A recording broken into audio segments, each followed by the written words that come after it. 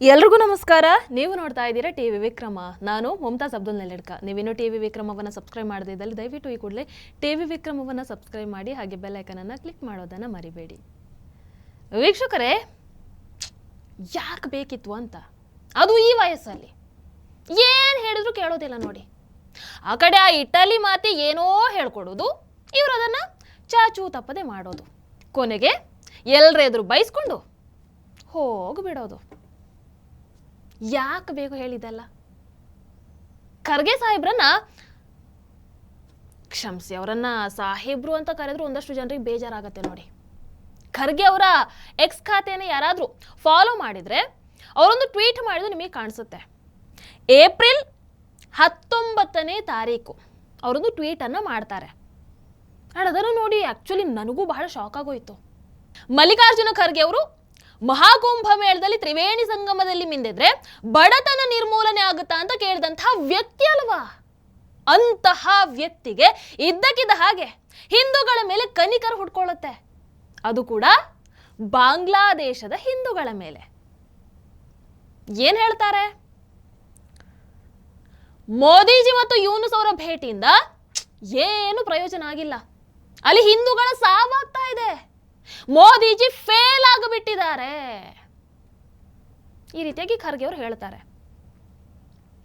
ವೀಕ್ಷಕರು, ಈ ವ್ಯಕ್ತಿಗೆ ಇಲ್ಲೇ ನಮ್ಮ ದೇಶದ ಒಳಗಿನ ಪಶ್ಚಿಮ ಬಂಗಾಳದ ಹಿಂದೂಗಳ ಪರಿಸ್ಥಿತಿ ಕಾಣಿಸೋದೇ ಇಲ್ಲ ನೋಡಿ.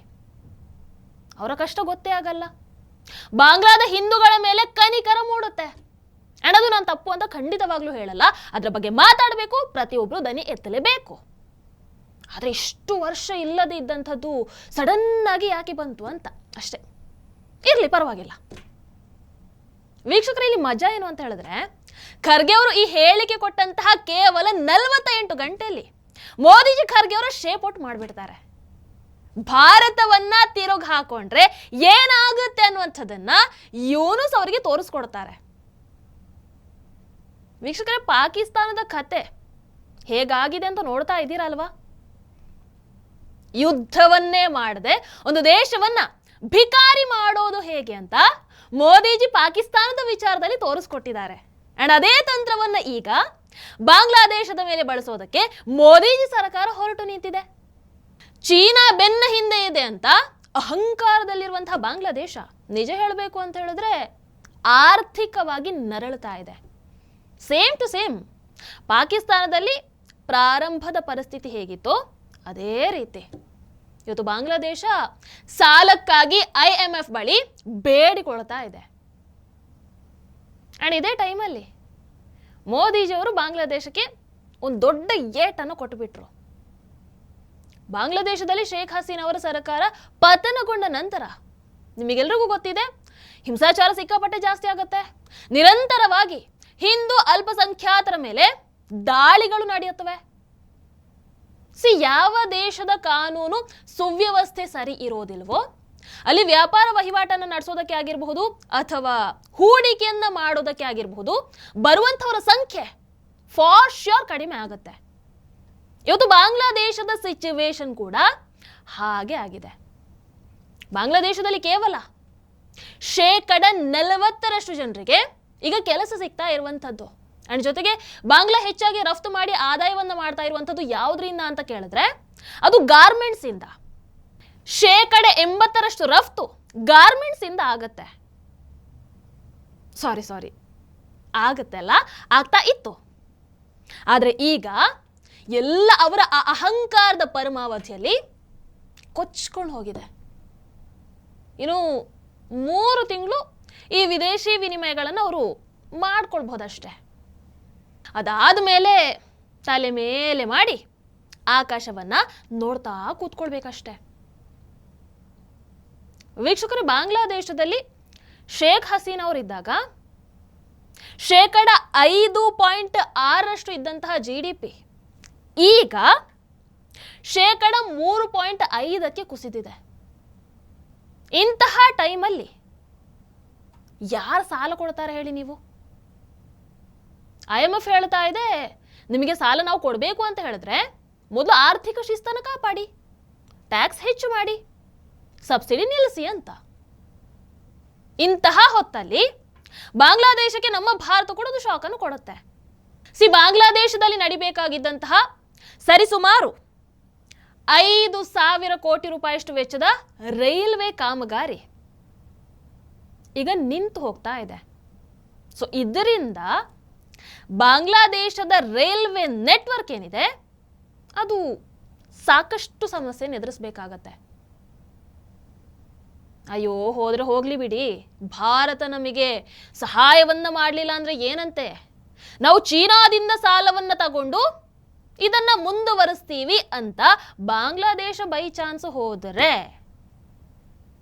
ಅವರ ಮೀಟರ್ ಬಡ್ಡಿಗೆ ಕೊನೆಯಲ್ಲಿ ಬಾಂಗ್ಲಾದೇಶದ ರೈಲ್ವೆ ನೆಟ್ವರ್ಕ್ ಅನ್ನೇ ಅಡ ಇಡಬೇಕಾಗಬಹುದು ಏನೋ. ಸೊ ಅಂತಹ ಇಕ್ಕಟ್ಟಿನ ಪರಿಸ್ಥಿತಿಯಲ್ಲಿ ಇವತ್ತು ಬಾಂಗ್ಲಾದೇಶ ಇದೆ. ಅಂಡ್ ಅದಕ್ಕೆ ಕಾರಣ ಫಾರ್ ಶ್ಯೂರ್ ಮೋದಿಜಿಯವರ ಏಟು ಅಂತ ಹೇಳಿದ್ರೆ ತಪ್ಪಾಗಲ್ಲ. ವೀಕ್ಷಕರೇ, ಬಾಂಗ್ಲಾದೇಶದ ರೈಲ್ವೆ ನೆಟ್ವರ್ಕ್ ನಮ್ಮ ಭಾರತೀಯ ರೈಲ್ವೆ ಅಷ್ಟೇ ಹಳೇದು, ಎಲ್ಲ ಬ್ರಿಟಿಷರ ಕಾಲದಲ್ಲಿ ಆಗಿದಲ್ವಾ. ಹಾಗಾಗಿ 2024ರಲ್ಲಿ ಬಾಂಗ್ಲಾದೇಶದ ರೈಲುಗಳಲ್ಲಿ ಪ್ರಯಾಣ ಮಾಡಿದಂಥವರ ಸಂಖ್ಯೆ 18 ಮಿಲಿಯನ್. ಅಂಡ್ ಈ ರೈಲ್ವೆಯಿಂದ ಬಾಂಗ್ಲಾದೇಶಕ್ಕೆ ಒಟ್ಟು 6,421 ಮಿಲಿಯನ್ ಬಾಂಗ್ಲಾ ಟಾಕಾಗಳಷ್ಟು ಆದಾಯ ಬರುತ್ತೆ. ಅದಕ್ಕಾಗಿ ಶೇಖ್ ಹಸೀನಾ ಅವರು ಅದಕ್ಕೆ ಇನ್ನಷ್ಟು ಶಕ್ತಿಯನ್ನು ತುಂಬಬೇಕನ್ನುವಂತಹ ನಿಟ್ಟಿನಲ್ಲಿ ಅವರು ಇದ್ದಂತಹ ಸಂದರ್ಭದಲ್ಲಿ ಭಾರತದ ಬಳಿ ಸಹಾಯವನ್ನು ಕೇಳಿದ್ರು. ಹೀಗಾಗಿ ಭಾರತ ಬಾಂಗ್ಲಾದೇಶದ ರೈಲ್ವೆ ಕನೆಕ್ಟಿವಿಟಿಯನ್ನ ಬಲಪಡಿಸೋದಕ್ಕೆ ಸುಮಾರು 5,000 ಕೋಟಿ ರೂಪಾಯಿಗಳನ್ನು ಹೂಡಿಕೆ ಕೊಡುತ್ತೆ. ಈ ಪ್ರಾಜೆಕ್ಟ್ ಇಂದ ಭಾರತಕ್ಕೆ ಒಂದಷ್ಟು ಲಾಭಗಳು ಇದ್ವು.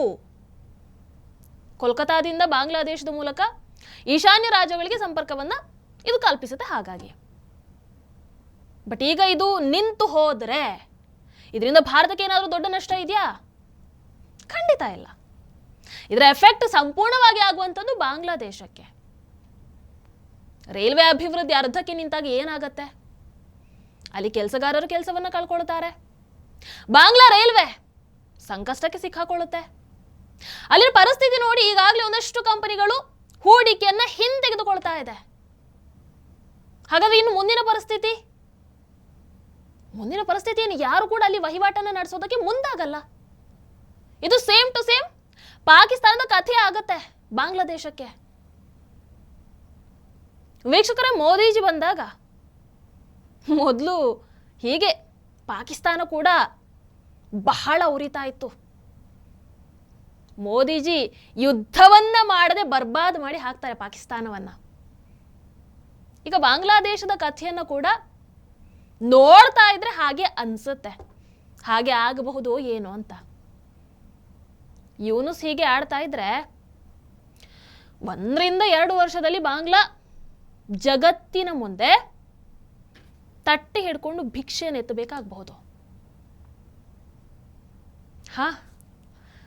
ಖರ್ಗೆ ಸಾಹೇಬ್ರೆ, ಮೋದಿಜಿಯವರ ಆಕ್ಷನ್ ಹೇಗಿತ್ತು? ಒಂದು ಸ್ವಲ್ಪ ಇದರ ಬಗ್ಗೆ ಕೂಡ ಒಂದು ಟ್ವೀಟ್ ಮಾಡಿ ಅಲ್ಲ, ನಾವು ನೋಡ್ತೀವಿ. ನಿಮ್ಮ ಅನಿಸಿಕೆಯನ್ನು ದಯವಿಟ್ಟು ಕಾಮೆಂಟ್ ಮೂಲಕ ತಿಳಿಸಿ. ಹಾಗೆ ವಿಡಿಯೋ ನಿಮಗೆ ಇಷ್ಟ ಆದಲ್ಲಿ ಲೈಕ್ ಮಾಡಿ, ಶೇರ್ ಮಾಡಿ. ನಮಸ್ಕಾರ. ಟಿವಿ ವಿಕ್ರಮ, ದೇಶ ನಿಮ್ಮ ಕೈಯಲ್ಲಿ. ಈ ಕಾರ್ಯಕ್ರಮ ನಿಮಗೆ ಇಷ್ಟ ಆಗಿದ್ದಲ್ಲಿ ಲೈಕ್, ಶೇರ್ ಹಾಗೂ ಕಮೆಂಟ್ ಮಾಡಿ.